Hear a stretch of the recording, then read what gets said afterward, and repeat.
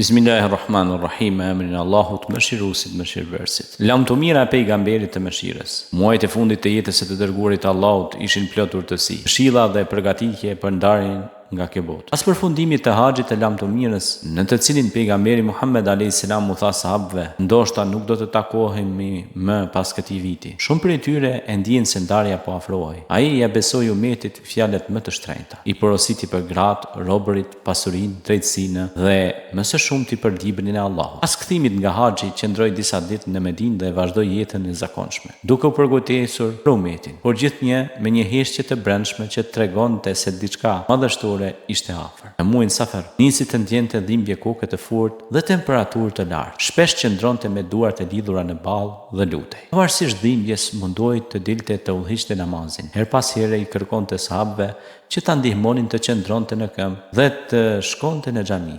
Ata e mbanin nga krahu, Aliu radiallahu anhu dhe një tjetër familjar. Kur hynte në xhami, sahabët i hapnin rrugë dhe sytë e tyre mbusheshin me lot. Ai u mësonte atyre me fjalë të buta, u fliste për kujdesjen ndaj namazit, besnikrinë dhe qëndrueshmërinë në fe. Kur gjendja u rëndua, kërkoi që të qëndronte në dhomën e Aishës radiallahu anha. Aty e kaloi pjesën e fundit të jetës. Dita e tij ishte lutje, falënderim, kujtimi i Allahut dhe porosi për umetin. Edhe në jetët e fundit ai vazhdonte të pyeste: a e dikua namazit? Dhe kur e informonin përpiqej të ngrihej të shkonte. Ai nuk e harroi asnjë çast qëllimin e jetës së tij. Ishte adhurimi dhe udhëzimi, sebeb pra udhëzimi i njerëzve. Në një nga ditët më të rënda të sëmundjes, ai urdhëroi që Ebu Bekri të udhëhiqte namazin në vend të tij. Ajo ishte një shenjë e qartë për të gjithë se pas tij udhëheqja do t'i takonte mikut dhe shokut më të dashur. Aisha tregon se pejgamberi ndjente dhimbjen dhe djersën në ballë, por fytyra e tij shkëlqente nga drita. Në ditën e hënës, ndërsa agimi po lindte, pejgamberi hapi pak perdën e dhomës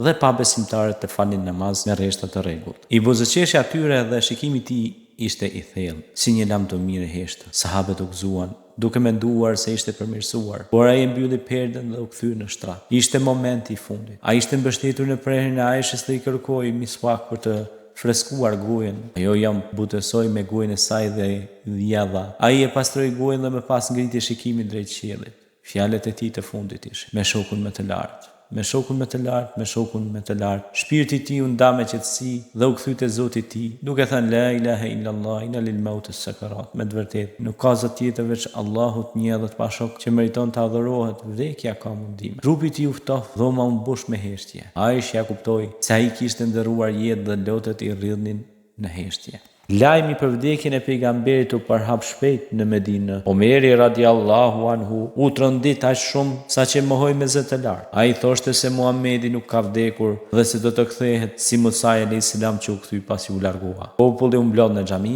atje erdhi Abu Bekri, hyri në dhomën e pejgamberit, e zbuloi fytyrën e tij dhe puthin e ballë. Tha: ti ishe i bukur në jetë dhe je i bukur edhe në vdekje. Pastaj doli para njerëzve dhe mbajti fjalimin e tij që i ktheu në realitet. Kush e adhuronte Muhamedin, le ta di se ai ka vdekur. Por kush e adhuron te Allahun, le ta di se Allahu është i gjallë dhe nuk vdes kurrë. Ai recitoi ajetin e surës Ali Imran, dhe sahabët u përlotën. E disave ju këputën gjunjt. Ata e kuptuan se vërteta kishte ardhur. Dyte atyre nuk po shonin së qarit, por besimi i tyre qëndronte i palekundur. Pas kësaj nisi përgatitja për larjen dhe varrosjen e trupit të tij të bekuar. Ai u lan nga Aliu radiallahu anhu, Fadl ibn Abbas, Osama ibn Zeid dhe një tjetër nga familjarët. Ata e lanë pa ja hequr rrobat dhe e mbështollën me 3 çarçaf të bardhë të pambukt. Trupi i tij lëshonte aromë të këndshme. Pas larjes u vendos të falin namazin e xhenazës për të.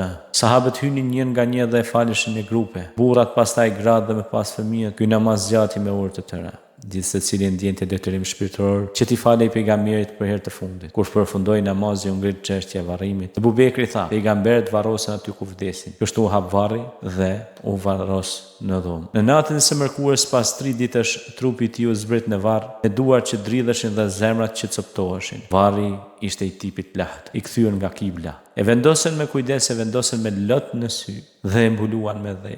Dhoma mbeti e mbushur me aromë dhe dritë. Kur çdo gjë përfundoi, ata dolën të hirshtur, të mbuluar me pikëllim. Medina nuk ishte më njësoj. Bilali muezini i pejgamberit nuk mundi më të thirriste ezanin kur arrinte tek eshhedu anna Muhammadar Rasulullah. I merrej zëri dhe lotët i rrjedhnin. Ai e la Medinën dhe nuk u kthye më.